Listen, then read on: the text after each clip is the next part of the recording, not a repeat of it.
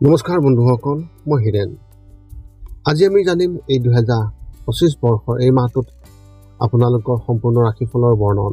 এই মাহটোত বৃষ ৰাশিৰ ব্যক্তিসকলে কেনেধৰণৰ ফলাফল লাভ কৰিব। প্ৰথমে মোৰ চেনেলটো আপোনালোকে ছাবস্ক্ৰাইব কৰি ল'ব, যাতে মোৰ পিছৰ ভিডিঅ'বিলাক আপোনালোকে সহজে লাভ কৰিব পাৰে। লগতে মোৰ ভিডিঅ' যদি ভাল লাগে তেন্তে লাইক আৰু শ্বেয়াৰ কৰিব, কমেণ্ট কৰি আপোনালোকৰ মনোভাৱ প্ৰকাশ কৰিব। এতিয়া আহোঁ মূল বিষয়লৈ। আজি আমি জানিম এই 2025 বৰ্ষৰ এই মাহটোত সম্পূৰ্ণ ৰাশিফলৰ বৰ্ণন।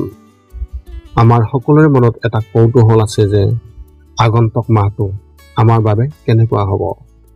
বহু ধৰণৰ প্ৰশ্ন আমাৰ মনত উদয় হয়, যেনে ব্যৱসায় বা চাকৰিৰ ক্ষেত্ৰত অগ্ৰগতি হ'বনে নহয়, বা কিবা নতুন প্ৰত্যাহ্বানৰ সন্মুখীন হ'বলগীয়া হ'ব নেকি। এনেধৰণৰ বহুতো প্ৰশ্ন। সেয়েহে আপোনালোকক এই ভিডিঅ'টোৰ জৰিয়তে ৰাশি আৰু ৰাশিফলৰ ওপৰত ভিত্তি কৰি ৰাশিফলৰ ওপৰত বিভিন্ন গ্ৰহ আৰু নক্ষত্ৰমণ্ডলৰ প্ৰভাৱ আৰু গতিবিধিৰ বিষয়ে অধ্যয়ন কৰিছোঁ।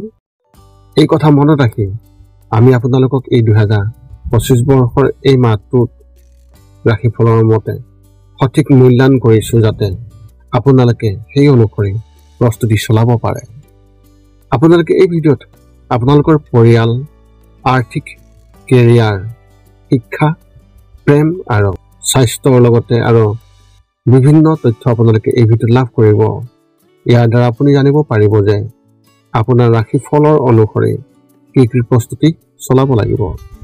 গতিকে আপোনাৰ ৰাশিফল অনুসৰি প্ৰস্তুতি চলাওক। অৱশ্যে আপোনালোকক এইটো জনা উচিত যে এই ভিডিঅ'টোত দিয়া যি তথ্য, এই তথ্য কোনো ব্যক্তি হিচাপে নহয়, ৰাশিফলৰ ওপৰত হোৱা যি প্ৰভাৱ, সেই প্ৰভাৱৰ বিবেচনা অনুসৰিহে এই ভিডিঅ'ত উল্লেখ কৰা হৈছে এই সকলোবোৰ তথ্য। গতিকে এনেদৰে আপুনি আপোনাৰ জীৱনত ঘটিব পৰা সকলো কথাৰ তথ্য লাভ কৰক। গতিকে কোনো পলম নকৰাকৈ এতিয়া আমি এই 2025 বৰ্ষৰ এই মাহটোত যি ৰাশিফলৰ বৰ্ণন, সেই ৰাশিফলৰ বৰ্ণন আপোনালোকক আগবঢ়াবলৈ আগবাঢ়িছোঁ। সৰ্বপ্ৰথম পাৰিবাৰিক জীৱনৰ ক্ষেত্ৰত এনেধৰণৰ। যদি আপুনি পৰিয়ালৰ সৈতে ভ্ৰমণলৈ যোৱাৰ পৰিকল্পনা কৰিছে, তেন্তে হঠাতে কোনো সমস্যাৰ সৃষ্টি হ'ব পাৰে আৰু আপোনালোকৰ পৰিকল্পনাটো নষ্ট হৈ পৰিব পাৰে। ঘৰৰ কিছু কামৰ বাবে ওলাই যাব লাগিব, কিন্তু তাতো সমস্যা থাকিব। সকলোৰে মাজত পাৰস্পৰিক প্ৰেম আৰু সম্পৰ্কবোৰ অধিক শক্তিশালী হৈ উঠিব। এই সময়ছোৱাত আপুনি আপোনাৰ পুৰণি বন্ধুসকলৰ এজনক লগ পাব পাৰে। তেওঁলোকে আপোনাক সহায় কৰিব বুলি আশা কৰিব, কিন্তু আপুনি তেনে কৰিবলৈ অক্ষম হ'ব। এনে পৰিস্থিতিত কোনো কথাকে সম্পূৰ্ণৰূপে নাকচ কৰাৰ পৰিৱৰ্তে পৰিস্থিতি অনুসৰি সিদ্ধান্ত ল'ব। ব্যৱসায় আৰু চাকৰিৰ ক্ষেত্ৰত এনেধৰণৰ। আৰ্থিক দৃষ্টিকোণৰ পৰা এই মাহটো আপোনাৰ বাবে উত্থান পতনেৰে ভৰি পৰিব। যদি আপুনি ক'ৰবাত ঋণৰ বাবে আবেদন কৰিছে, তেন্তে অনুমোদন হ'ব, কিন্তু যদি আপুনি টকাখিনি ক'ৰবাত বিনিয়োগ কৰিছে, তেন্তে তাৰ পৰা আপুনি সমস্যা পাব আৰু তাত সমস্যাৰ সৃষ্টি হ'ব। ব্যৱসায়ত লাভ হ'ব যদিও একে সময়তে আপোনাৰ খৰচো বৃদ্ধি পাব। যদি আপুনি কাম কৰে, তেন্তে সমস্যা হ'ব আৰু আপোনাৰ কামত মোহভংগ হ'ব পাৰে। এনে পৰিস্থিতিত আপোনাৰ বেছিভাগ মনোযোগ নতুন চাকৰিৰ সন্ধানতহে থাকিব। চৰকাৰী বিষয়াসকলেও নিজৰ বাবে কিছু নতুন কাম বিচাৰিব, যাতে তেওঁলোকে কিছু অতিৰিক্ত উপাৰ্জন কৰিব পাৰে। শিক্ষা আৰু কেৰিয়াৰ ক্ষেত্ৰত এনেধৰণৰ। মিডিয়া বা ডিজিটেল মাৰ্কেটিঙত অধ্যয়ন কৰা ছাত্ৰ ছাত্ৰীসকলে বহু খণ্ডৰ পৰা চাকৰিৰ সুযোগ লাভ কৰিব। এনে পৰিস্থিতিত উত্তেজিত হোৱাৰ পৰা বিৰত থাকক আৰু ভালদৰে বিবেচনা কৰিহে যিকোনো সিদ্ধান্ত লওক। যদি আপুনি শেহতীয়াকৈ কলেজত নামভৰ্তি কৰিছে, তেন্তে নতুন প্ৰজেক্টত কাম কৰাৰ সুযোগ পাব, যিয়ে আপোনাক প্ৰভাৱিত কৰিব, আপোনাৰ প্ৰতিভা বৃদ্ধি কৰিব। যদি আপুনি যিকোনো প্ৰতিযোগিতামূলক পৰীক্ষাৰ বাবে প্ৰস্তুতি ব্যস্ত হৈ আছে, তেন্তে এই মাহত আপুনি ইতিবাচক ফলাফল দেখিবলৈ পাব।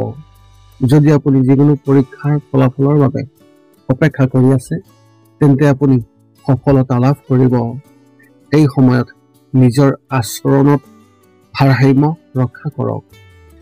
প্ৰেমৰ ক্ষেত্ৰত এনেধৰণৰ, যদি আপুনি প্ৰেমৰ সম্পৰ্কত আছে, তেন্তে এই মাহত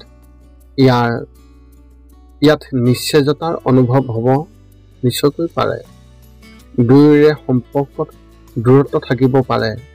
এনে পৰিস্থিতিত তৃতীয় এজন ব্যক্তিয়ে ইয়াৰ সুযোগ লৈ ভুল বুজাবুজিৰ সৃষ্টি কৰিবলৈ চেষ্টা কৰিব।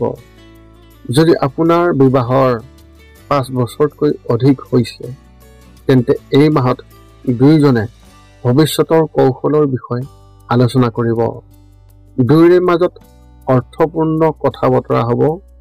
যদি আপুনি এতিয়াও সন্তান জন্ম দিয়াৰ সুখ পোৱা নাই, তেন্তে ইয়াৰ বিষয়েও এটা ভাল খবৰ পাব।